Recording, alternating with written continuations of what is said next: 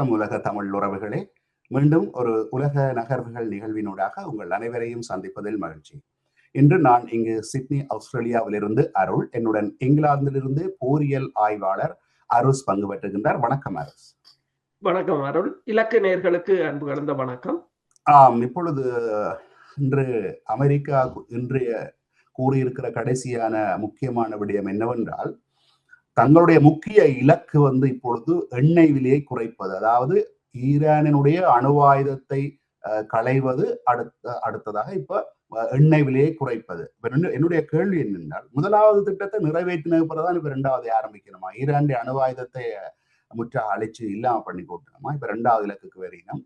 இந்த ரெண்டாவது இலக்கு ஏன் உலகம் முழுக்க உள்ள மக்களும் எல்லாம் இதைத்தானே கேட்டு கொண்டிருக்கணும், எண்ணெய் விலை கூடி போச்சு, எண்ணெய் விலை கூடி போச்சு என்று. இப்பதான் உங்களோட நாட்டிலையும் விலை கூட்டினதுக்கு பிறகுதான் வர்றீங்களா? இதை பற்றி கொஞ்சம் தகவல் கூறுங்கள். ஜேடி வான்ஸ், அதாவது அமெரிக்காவின் பிரதி அரச தலைவர், துணை அரச தலைவர் ஜேடி வான்ஸ் கூறியிருக்கின்றார், நாடு முழுவதிலும் உள்ள அமெரிக்கர்களுக்கு எண்ணெய் மற்றும் எரிவாயு மலிவு விலையில் இருப்பதை உறுதி செய்வதே முதல் இலக்காகும் என்றும், பின்னர் ஈரான் ஒருபோதும் அணு ஆயுதங்களை பெறாது என்பதற்கு உத்தரவாதம் அளிப்பது இரண்டாவது இலக்கென்று. இப்ப முதலாவது இலக்கண்டேக்க இவர்கள் சண்டை ஆரம்பிக்க முதல் எண்ணெய் விலை குறைவாகத்தான் இருந்தது. அமெரிக்காவில் $2 இருந்தது. அதுதான் அவர் $1 கூட தருவேன் என்றுதான் 2024 பிரச்சாரத்தில் கூறினார்.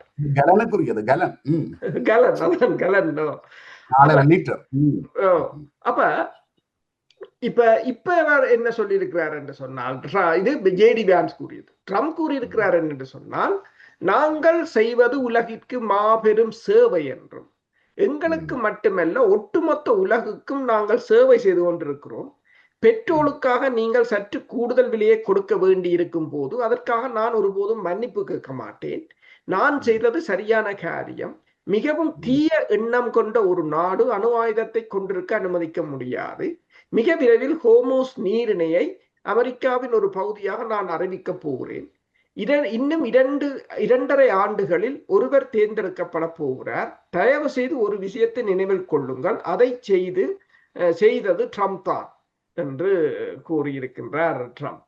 அது மட்டுமல்லாது இப்ப இந்த அட்லாண்டிக் என்ற ஒரு மேகசின் அது என்ன கூறியிருக்கிறது என்று சொன்னால், ஈரானை நோக்கிய ட்ரம்பின் புதிய உத்தி காத்திருப்பது, கடல்சார் முற்றுகையை செய்வது, தடைகளை அறிவிப்பது. இதுதான் திருப்ப அவர் செய்கிற வேலை என்றும், டொனால்ட் ட்ரம்ப் படிப்படியாக ஈரானை நோக்கி தனது மூலோபாயத்தை மாற்றி வருகிறார் என்றும், பொருளாதார தடைகள் மற்றும் அமெரிக்காவின் கடல் முற்றுகையை நம்பி தெஹ்ரானை பேச்சுவார்த்தை மேசைக்கு அவர் கட்டாயப்படுத்துகிறார் என்றும், ஏனெனில் இதுவரை நடத்தப்பட்ட தாக்குதல்கள் இந்த மோதல்களை முடிவுக்கு கொண்டு வரவில்லை என்பதால் இவ்வாறு செய்கிறார் என்று அந்த அட்லாண்டிக் என்ற மேகசின் போட்டிருக்கின்றது. இப்ப நீங்கள் சொன்னது போல ஒயில் விலைகளை பார்த்தீர்கள் என்று சொன்னால், இன்றும் ஹோர்முஸ் நீரிணையில் அபுதாபியின் எண்ணெய் டேங்கர் தாக்கப்பட்டிருக்கிறது. சவுதி அரேபியா, குவைத் போன்ற நாடுகள் அதுக்கு கண்டனங்களையும் தெரிவித்திருக்கின்றன. அதே சமயம் ராய்ட்டர் செய்தி நிறுவனம் என்ன சொல்லியிருக்கின்றது சொன்னால், தற்போது சர்வதேச எரிசக்தி ஏஜென்சி என்று சொல்ற இன்டர்நேஷனல் எனர்ஜி ஏஜென்சி, அவர்களின் கருத்தின்படி அதில் அங்கம் வகிக்கும் நாடுகளில் 90 மில்லியன் பீப்பாய் எண்ணெய் கையிருப்பில் இப்போது இருக்கிறது. அதில் அங்கம் வகிக்கின்ற அத்தனை நாடுகளையும் சேர்த்து பார்த்தால் இது 180 நாட்களுக்குத்தான் போதுமானது என்றும், யுனைடெட் ஸ்டேட்டில், அதாவது அமெரிக்காவின் மூலோபாய பெட்ரோலிய இருப்பு 200 மில்லியன் பீப்பாய்களாக குறைந்திருக்கிறது என்று சொல்லியும், இது 40 நாட்களுக்கு போதுமானது என்றும், சீனாவில் 1 முதல் 1.7 பில்லியன் பீப்பாய்கள் எண்ணெய் இருப்பில் உள்ளது என்று சொல்லியும், இது ஒரு வருடத்துக்கு அதன் தற்போதைய இறக்குமதி அளவை பராமரிக்க போதுமானது என்றும் கூறியிருக்கின்றது. அதே சமயம் இந்தியாவின் இறக்குமதியில் இப்போது ரஷ்யாவின் எண்ணெயின் பங்கு அதிக சாதனையை எட்டி இருப்பதாகவும், 50.8% ரஷ்யாவிலிருந்து இந்தியா இறக்குமதி செய்வதாக அந்த ராய்ட்டர் செய்தி நிறுவனம் போட்டிருக்கின்றது. கடந்த ஆண்டின் இதே கால பகுதியினுடன் ஒப்பிடும் போது இந்த இந்தியாவின் இறக்குமதி 62.4% அதிகரித்திருக்கிறது என்று சொல்லியும், அமெரிக்கா ரஷ்யாவிடமிருந்து எண்ணெயை வாங்க வேண்டாம் என்று சொன்ன போதும் இந்தியா தொடர்ச்சியாக வாங்குகிறது என்று போட்டிருக்கிறது. ஆனால் இன்னொரு விடயம் என்னென்று சொன்னால், இந்த ஐக்கிய அரபு எமிரேட்ஸ் அமீரகம், அதாவது UAE, அவர்களின் செல்வத்தை எரிக்கிறார்கள் என்று ஒரு செய்தி வந்திருக்கிறது. என்னென்று பார்த்தால் UAE வந்து ஏற்றுமதி செய்ய முன்பு வந்து அவர்கள் இயற்கை வாயு LNGயை ஏற்றுமதி செய்து கொண்டு வந்தார்கள். ஆனால் இப்போது அதனை ஏற்றுமதி செய்ய முடியாத நிலையில் அதன் உற்பத்தியை நிறுத்த முடியாது. நிறுத்தினால் மீண்டும் ஆரம்பிப்பதற்கு நாட்கள் எடுக்கும், வருடங்கள் எடுக்கும் என்பதால் அந்த எரிவாயுவை வந்து அவர்கள் எரிக்கிறார்கள் என்று கூறியிருக்கிறார்கள்.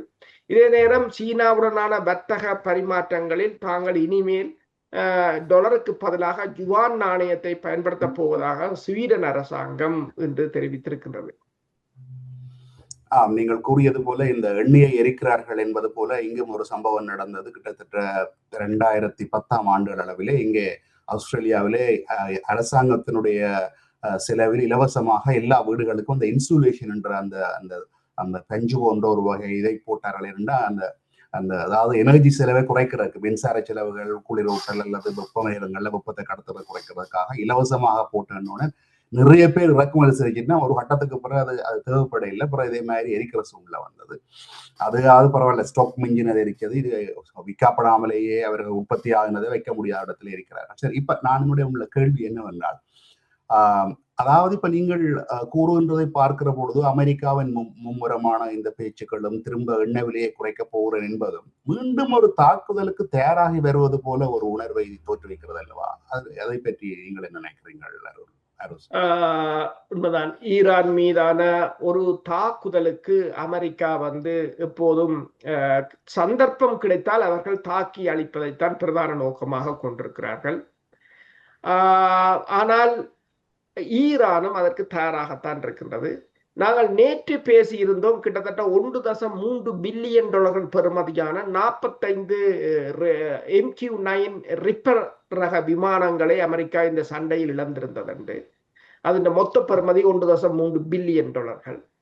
ஆனால் இன்று வந்து இந்த ஹோமூஸ் மாகாணத்தில் வந்து 46வது விமானம் சுட்டு வீழ்த்தப்பட்டிருக்கின்றது. அது இந்த காணொளிகளையும் ஈரான் வெளியிட்டிருக்கின்றது. அதாவது ஹோமூஸ் நீரிணைக்கு அருகிலுள்ள ஹோமஸ்கான் மாகாணத்தில் வான்பரப்பில் ஈரானால் இந்த விமானம் சுட்டு வீழ்த்தப்பட்டதாகவும் அந்த சிதைந்த பாகங்கள் தொடர்பாக ஈரானின் தகவல்களை வெளியிட்டிருக்கிறது என்றும், அமெரிக்காவிடம் இருக்கின்ற இந்த விமானங்களில் சுமார் 25% இப்போது அழிவை சந்தித்திருப்பதாகவும் கூறியிருக்கிறார்கள். அப்ப நான் ஏன் இதை கூறுகிறேன் என்று சொன்னால், நீங்கள் சொன்னது போல அமெரிக்கா ஒரு சண்டையை ஆரம்பிக்க எப்போதும் ஆயத்தமாகத்தான் இருக்கிறது என்பதற்கு இந்த விமானங்கள் வந்து தொடர்ச்சியாக அங்கு பறந்து கொண்டுதான் இருக்கின்றன. 2 விடயங்கள். ஒன்று, ஈரான் கரையோர பாதுகாப்புகளை அளிப்பது, 2வது கப்பல்களுக்கு பாதுகாப்பு வழங்குவது என்ற துணை. அதே சமயம் அமெரிக்காவின் மத்திய கட்டளை மையத்தின் கட்டளை அதிகாரி சென்ட்ரல் கமாண்ட் சொல்றது, அவர் வந்து இஸ்ரேலுக்கு போயிருந்தார், ஈராக்குக்கு போயிருந்தார், சவுதி அரேபியாவுக்கு போயிருந்தார் என்று கூட்டணிகளை சேர்ப்பதற்கான நடவடிக்கைகளும் இடம்பெற்று கொண்டுதான் வருகின்றன.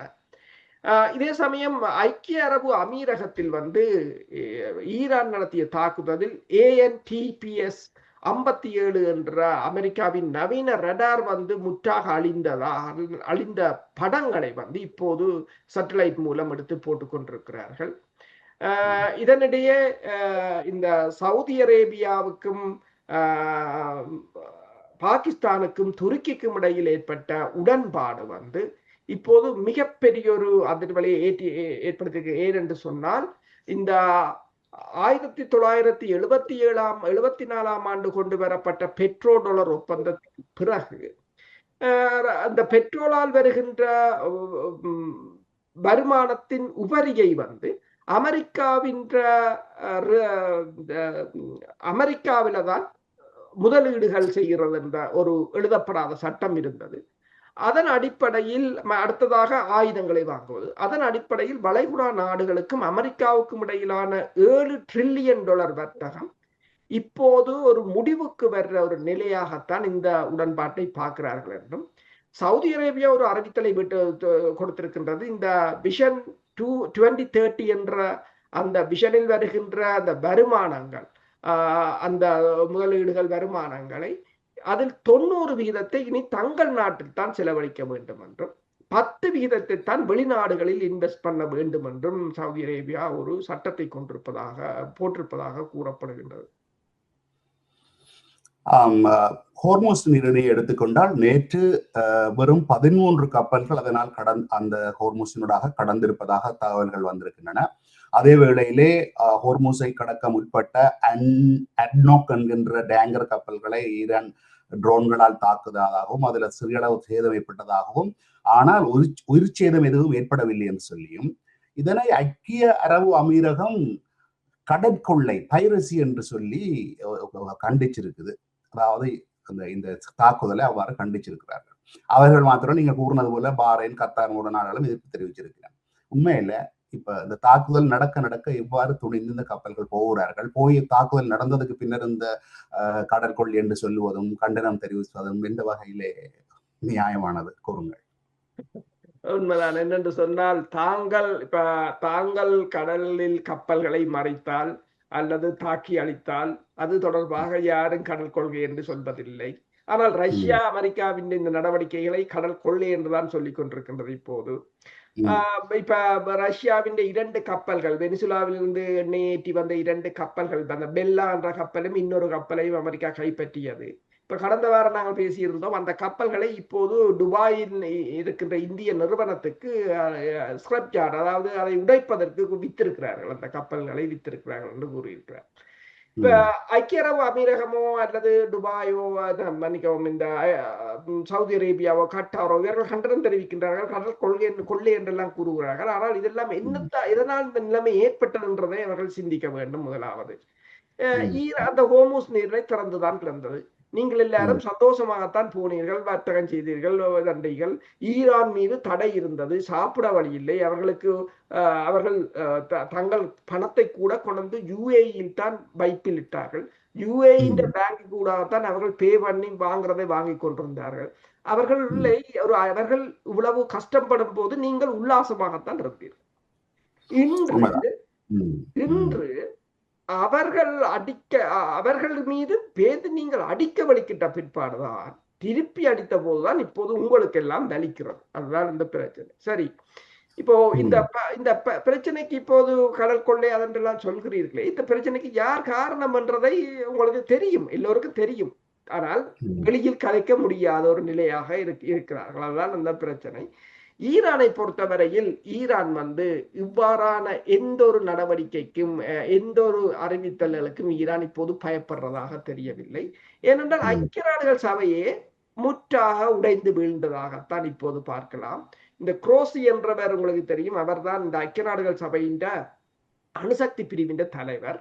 அவர் இப்போது கூறியிருக்கின்றார், ஐக்கிய நாடுகள் சபை படிப்படியாக தனது முக்கியத்துவத்தை இழந்து மெதுவாக இறந்து வருகின்றது என்று, அது செத்து விட்டது என்றுதான் அவர் சொல்கிறார்.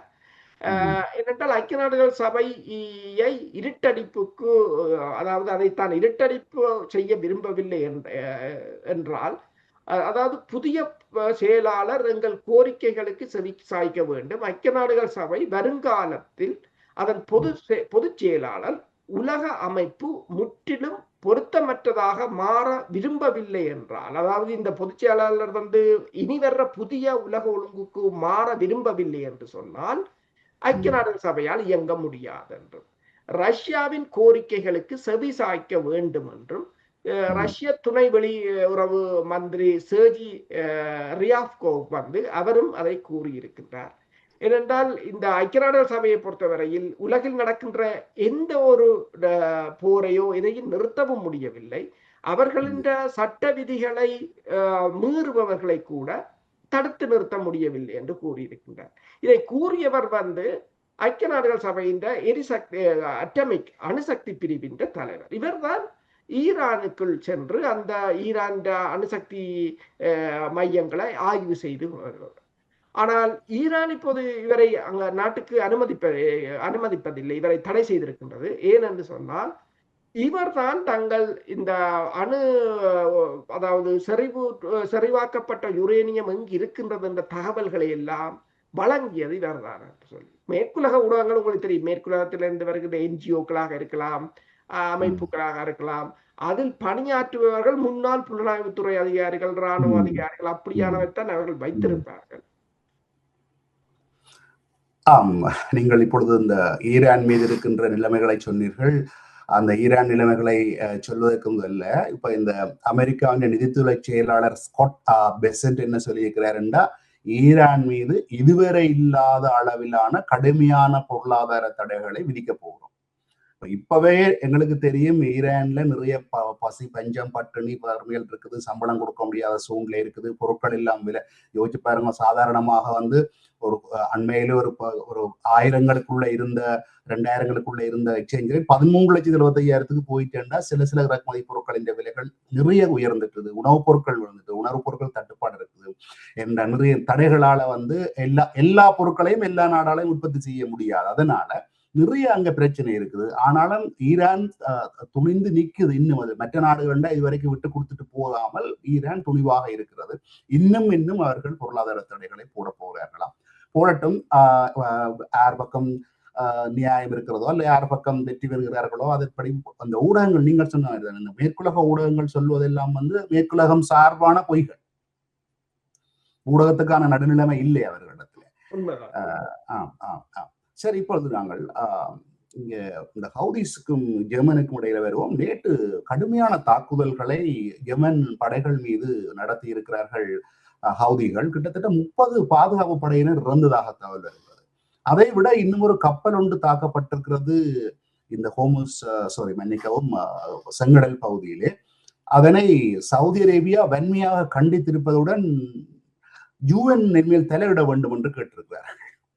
முதலிலே அவர்கள் கடற்கொள்ளி என்று சொல்லி இவர்கள் சொன்னார்கள். அவர்கள் சொல்கிறார்கள் UN இதிலே தலையிட வேண்டும் என்று சொல்லி. இதை பற்றி கூறுங்கள், என்ன நடக்கிறது ஹவுதிகளுக்கும் ஜெர்மன் படைகளுக்கும் மற்றும் செங்கடலிலே என்ன நடக்கிறது?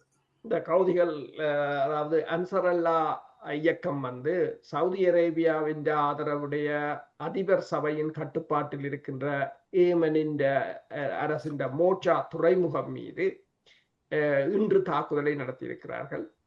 அதில் சவுதி அரேபியாவால் புதிதாக கொண்டு வரப்பட்ட ஆயுத தொகுதியும் தாக்கி அளிக்கப்பட்டதாக கூறப்படுகின்றது. இந்த ஏமன் அரசின் தகவல்களின் அடிப்படையில் AFP செய்தி நிறுவனம் வெளியிட்டிருக்கின்ற சொன்னால் கிட்டத்தட்ட 6 பேர் கொல்லப்பட்டதாக, அதில் 2 பேர் பாதுகாப்பு படையினர் என்று கூறியிருக்கிறார்கள்.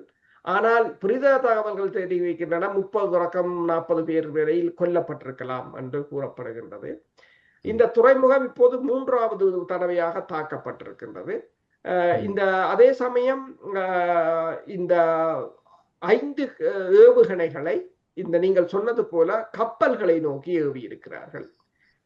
நேற்றும் வந்து செங்கடல் பகுதியில் கப்பலை நோக்கி இந்த அன்சரல்லா அமைப்பு ஏவுகணைகளை ஏவி இருந்தது. இன்றும் அவர்கள் ஏவி இருக்கிறார்கள். ஆனால் எந்த கப்பல் யாருக்கு சேதம் என்று தெரியவில்லை. நேற்று 2 கப்பல்கள் அங்கு சேதமடைந்ததாகவும் மாலுமிகள் மீட்கப்பட்டதாகவும் கூறப்பட்டிருந்தது. இதனிடையே அதாவது சவுதி அரேபியாவின் நச்ரன் என்ற நகரத்தில் இருக்கின்ற அரம்கோ நிறுவனத்தின் சுத்திகரிப்பு நிலையமும் இன்று தாக்கப்பட்டிருக்கின்றது. அது முதலும் இன்னொரு பகுதியில் இருக்கின்ற அரம்கோ நிறுவனத்தின் இந்த சுத்திகரிப்பு நிலையம் தாக்கப்பட்டு அது மிகப்பெரிய தீச்சுவாலையுடன் எரிந்தது. தொடர்ச்சியாக ஹவுதிஸ் வந்து இப்போது சவுதி அரேபியாவின்றையும் மற்றது சவுதி அரேபியாவின் ஆதரவு பெற்ற படையினரையும் தொடர்ச்சியாக தாக்கி வருகின்றது. என்னென்று சொன்னால், இப்ப ஈரான் எவ்வளவு அந்த போரில் தாங்கள் ஒரு போராடி அதை வெற்றி பெற்று விட்ட ஒரு நிலைக்கு வந்ததால் இப்போது ஹவுதிகளுக்கும் அந்த ஒரு நோக்கம் இருக்கின்றது. ஏனென்று சொன்னால், இந்த போரை தாங்கள் வெற்றிகரமாக நடத்திவிட்டால் அவர்கள் மீதான தடைகள் இனி வருங்காலத்தில் உடைந்துவிடும். அவர்கள் ஒரு அங்கீகரிக்கப்பட்ட அரசாக மாறலாம். ஏன்னா சவுதி அரேபியாவும் UAE தான் இந்த ஹவுதிஸ் மீது அதிக அழுத்தங்களையும் தடைகளையும் போட்டுக் கொண்டிருக்கிறார்கள். அப்ப இனி சவுதி அரேபியா ஏதாவது ஒரு வழியில் அவர்களுடன் பேச வேண்டிய ஒரு நிலை ஏற்படும் என்று கூறப்படுகின்றது. இதனிடையே வந்து இந்த அன்சரல்லா அமைப்பின் தரைப்படையினர் வந்து இந்த ஹொடிடா என்ற துறைமுக மாகாணத்தின் கடற்கரை பகுதிகள் மற்றும் அல்மேகா பகுதிகளில் நோக்கி முன்னேறி வருவதாகவும் அவர்கள் பப் அல் மண்டேப் நீரிணைக்கு அருகிலுள்ள பகுதிகளை மேலதிக பகுதிகளையும் அரச படையினரிடமிருந்து கைப்பற்றி அதை கட்டுப்பாட்டுக்குள் கொண்டு வரும் நோக்கத்துடன் ஒரு பெரிய தாக்குதலை நடத்தப் போவதாகவும் சவுதி அரேபியா இப்போது தெரிவித்திருக்கின்றது. இதனிடையே நீங்கள் கூறியது போல இந்த செங்கடல் பகுதியில் வந்து ஹவுதிகளின் தாக்குதல்களை தடுப்பதற்காக சவுதி அரேபியா இப்போது 13 நாடுகளை இணைத்து ஒரு கடல் சார் கூட்டணி ஒன்றை உருவாக்கி இருப்பதாகவும் இந்த கூட்டணி வந்து பப் அல் மண்டே பகுதி மற்றும் செங்கடல் பகுதி மற்றது கல்ஃப் ஆஃப் ஏடன் போன்ற பகுதிகளில் பாதுகாப்பு நடவடிக்கைகளை மேற்கொள்ளும் என்றும் கூறப்படுகிறது. அதில் பஹ்ரைன், பங்களாதேஷ், மற்றது கெமரூன், மற்றது Djibouti, Egypt, Jordan, Kuwait, Pakistan, Qatar, Saudi Arabia, Somalia, Sudan, Turkey, Yemen ஆகிய நாடுகள் அதில் கையெழுத்திட்டு இருப்பதாக கூறப்படுகிறது. ஆனால் ஒரு மோதலுக்கு ஏனென்று சொன்னால் இவர்கள் இவ்வாறான ஒரு நடவடிக்கையை எடுப்பார்களா என்றால் அது மோதலுக்குத்தான் கொண்டு போய் முடியும். ஆனால் ஒரு மோதலுக்கு இவர்கள் தயாராக இருக்கிறார்களா என்றதான் இங்க இருக்கிற முக்கிய கேள்வி. சவுதி அரேபியாவின் அரங்கோ நிறுவனத்தை தாண்டி ஹவுதிகள் அறிவித்திருக்கிறார்கள் நஜ்ரான் என்ற ஒரு பகுதியிலும் ட்ரோன் தாக்குதல் நடத்தப்பட்டிருப்பதாகவும் கூறியிருக்கிறார்கள். ஆகவே தொடர்ந்தும் அவருடைய தாக்குதல்கள் சவுதி மீது நடக்கிறது, ஜெர்மன் படைகள் மீது நடக்கிறது, மற்றது செங்கடல். ஆனா செங்கடல் என்பது ஒரு அகன்ற கடல். இப்ப இந்த ஹோர்மூஸ் என்பது ஒரு ஒடுங்கிய ஒரு பகுதியான கடல் ஒன்று. செங்கடல் என்பது மிகவும் அகன்ற கடல். அதுல எத்தனை இந்த சிறிய கடலுக்குள்ளே அமெரிக்கா வந்து ஒன்றும் செய்ய முடியவில்லை என்றால் அந்த பெரிய கடற்பகுதிக்குள்ளே அவர்களால் என்ன செய்ய முடியாது தெரியா. இன்னும் வந்து இந்த சோமாலியா முதல் கூறியிருந்தது அல்லவா, நானும் செங்கடல் மீது கட்டுப்பாட்டை செலுத்துவேன் என்ற ஒரு முனை சோமாலியாவில் தான் முடிகிறது. அவர்களுக்கு இந்த சோமாலியா லாந்தை தனிநாடாக பிரித்து கொடுத்ததிலே அவர்கள் இஸ்ரேலுடன் நிறைய அமெரிக்காவுடன் முரண்பட்டிருக்கிறார்கள். அவர்களும் தொடங்கினால் மறுபக்கத்தினால் விளைவு வேறாக இருக்கும் என்று நான் நினைக்கிறேன். இப்பொழுது நாங்கள் இஸ்ரேல் நோக்கி வருவோம். இஸ்ரேலில் என்ன நடக்கிறது? நேற்றைய தகவல்களின்படி அதாவது போர் நிறுத்தத்தை அவருடைய ஹெஸ்புல்லாவினுடைய தலைவர் நிராகரித்திருக்கிறார், தங்களுடன் உடன்பாடு செய்யப்படவில்லை என்று சொல்லியும், அதே நேரத்தில் இஸ்ரேல் லெபனானில் இருந்து எந்த இராணுவத்தையும் வெளியேற்ற மாட்டேன் என்றும் கூறியிருக்கிறது. அதை விட முக்கியமாக ஒரு அலி அல் தஹீர் என்ற மலையை கைப்பற்ற இஸ்ரேல் திட்டமிடுவதாக இவ்வாறான தகவல்கள் வருகின்றன. இஸ்ரேல் லெபனான் நிலைமையை பற்றி சற்று கூறுங்கள். இன்றும் வந்து கான் யூனிஸ் பகுதியில், அதாவது காசாவில் இருக்கின்ற பகுதியில் இஸ்ரேல் மேற்கொண்ட தாக்குதலில் 2 காயமடைந்திருப்பதாக கூறப்படுகிறது. மேற்கு கரை பகுதியிலும் தாக்குதல்கள் இடம்பெற்றதாக கூறப்படுகின்றது. அதே சமயம் இந்த ஹிஸ்புல்லாக்களின் தலைவர் நைம் ஹசிமின் வந்து என்ன கூறியிருக்கிறார் என்று சொன்னால், இந்த லெபனானுக்கும் இஸ்ரேலுக்கும் இடையிலான புதிய ஒப்பந்தம் என்பது லெபனானின் இறமையை வந்து அமெரிக்கா வந்து இஸ்ரேலிடம் ஒப்படைக்கின்றது என்றும், அமெரிக்காவின் இந்த கண்காணிப்புக்கோ அல்லது இஸ்ரேலின் ஆக்கிரமிப்புக்கோ தாங்கள் ஒருபோதும் அடிபணிய போவதில்லை என்று அவர்கள் தெரிவித்திருக்கிறார்கள். ஹிஸ்புல்லாக்களின் ஆயுதங்களை களைவதற்கு லெபனானை பயன்படுத்தி, அடுத்து லெபனானுக்கு உதவியாக சிரியாவையும் பயன்படுத்தி, ஏனென்றால் இனி இஸ்ரேலிடம் போதிய அளவுக்கு படையினர் இல்லை. அப்ப சிரியாவில் உள்ளவர்களையும் பயன்படுத்தி இந்த தாக்குதல் ஒன்றை மேற்கொண்டு ஆயுதங்களை களைவதற்கு முயற்சிகள் மேற்கொள்ளப்படுகின்றன. எனவேதான் நேற்று நாங்கள் பேசியிருந்தோம், சிரியாவுக்கு ஈரான் வந்து கடும் எச்சரிக்கையை கொடுத்திருந்தது. உங்கள் தலைநகரத்தை சாம்பலாக்குவோம் என்ற ஒரு எச்சரிக்கையை கொடுத்திருந்தது. இதே சமயம் இஸ்ரேலின் தேர்தல் நெருங்கி வருகின்ற நிலையில் வந்து நெத்தனியாகுவை ஆதரிப்பதை ட்ரம்ப் தொடர்ந்து தவித்து வருவதாக இப்போது செய்திகள் அக்சியோஸ் என்ற ஊடகம் தெரிவித்திருக்கின்றது. அக்டோபர் மாதம் நடைபெறவுள்ள தேர்தலுக்கு இன்னும் சில வாரங்களே உள்ள நிலையில் கருத்து கணிப்புகளில் நெத்தனியாகு பின்தங்கி இருப்பதாகவும் அவரது கூட்டணிக்கு தேவையான பெரும்பான்மை கிடைக்காது என்றுதான் இப்போது கருதப்படுவதாகவும், இஸ்ரேலிய பிரதமரை வந்து போர்க்கால தலைவன் என்று ட்ரம்ப் வந்து முன்பு புகழ்ந்திருந்தாலும் இப்போது செய்தியாளர்களிடம் அவரை புகழ்வதற்கான வாய்ப்புகள் இருந்தாலும் ட்ரம்ப் அதனை வேண்டுமென்றே தவித்து வருவதாக அந்த அக்சியோஸ் என்ற ஊடகம் போட்டிருக்கின்றது. அதாவது இந்த நெத்தனியாகு, அதாவது ட்ரம்பின் நீண்டகால கூட்டாளியான நெத்தனியாகு இந்த போரில் தோற்க வேண்டும் என்று ட்ரம்ப் விரும்புகிறாரா என்ற ஒரு கேள்வியையும் அந்த செய்தி நிறுவனம் முன்வைத்திருக்கின்றது. நாங்கள் இப்பொழுது ரஷ்யாவுக்கும் உக்ரைனுக்கும் இடையிலான போர் பற்றி வருவோம். நேற்றைய தகவல்களின்படி உக்ரைன் ரஷ்யாவுக்குள் நுழைந்து விமான தாக்குதல்களை நிறைய உள்ளே நுழைந்து தாக்குதலாக தகவல் வருகின்றது. என்ன நடக்கிறது அங்கே ரஷ்யாவுக்கும் உக்ரைனுக்கும் இடையிலான யுத்தத்தில்? தொடர்ச்சியாக உக்ரைன் ரஷ்யாவின் உட்பகுதிகளை தாக்கிக் கொண்டிருக்கின்றது. உள்ளுக்குள் ஊடுருவியவர்கள் அங்கிருந்து ட்ரோன்களை உள்ளுக்கு கடத்தி சென்று அங்கிருந்து ட்ரோன்கள் மூலம் தாக்குதலை மேற்கொள்கிறார்கள். உக்ரைனை படைபலத்தை பொறுத்தவரையில் ரஷ்யாவுடன் நேரடியாக மோதுவதற்குரிய படைபலம் சரியாக குறைந்து விட்ட நிலை இருக்கின்றது. இப்போது அவர்கள் செய்வதெல்லாம் இந்த ட்ரோன்கள் மூலம் ஒரு தாக்குதலை மேற்கொண்டு அதை ஊடகங்களில் பிரச்சாரப்படுத்துவதுதான் முக்கிய வேலையாக செய்து கொண்டிருக்கிறார்கள். ரஷ்யாவின் வெளிவார அமைச்சர் லாரோவ் கூறியிருக்கிறார் என்று சொன்னால், இந்த சிறப்பு நடவடிக்கையின் அனைத்து நோக்கங்களும் நிறைவேற்றப்படும் என்பதை புட்டின் மீண்டும் மீண்டும் தெளிவுபடுத்தியிருப்பதாக கூறியிருக்கின்றார். அதே சமயம் உக்ரைன் இந்த கருங்கடல் பகுதியில் தாக்குதல் நடவடிக்கையை நிறுத்துவதற்கான ஒரு போர் நிறுத்தத்தை உக்ரைன் கேட்டிருந்தது.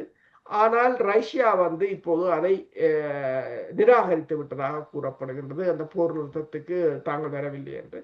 அதே சமயம் உக்ரைன் உக்ரைன் 25 துறைமுகங்களை அதாவது இந்த அசோவ் கடலின் ஊடாக உக்ரைன் கிட்டத்தட்ட 25 துறைமுகங்களுடனான இணைப்பை இதுவரை கொண்டிருந்தது என்று சொல்லியும், ஆனால் இப்போது ரஷ்யா இந்த கருங்கடல் பகுதியில் மேற்கொண்ட மிகப்பெரிய தாக்குதல்களால் உக்ரைன் கடல் வழிப்பாதை முற்றாக முடங்க போயிருக்கிற நிலையாக இருக்கின்றது. வர்த்தகம் வீழ்ந்து விட்டது, பொருளாதாரம் வீழ்ந்து விட்டது. இனி ஐரோப்பா தான் உக்ரைனை தத்தெடுத்து பணம் கொடுத்து அந்த நாட்டை பராமரிக்க வேண்டிய ஒரு நிலைக்கு ஐரோப்பா தள்ளப்பட்டிருப்பதாகத்தான் கூறுகிறார்கள். நல்லது. இத்துடன் இன்றைய இந்த நிகழ்வை நாங்கள் நிறைவு செய்து கொள்ளுகின்றோம். மீண்டும் ஒரு நிகழ்வில் உங்கள் அனைவரையும் சந்திக்கும் வரை உங்களிடமிருந்து விடைபெறுகின்றோம். நன்றி, வணக்கம். நன்றி, வணக்கம்.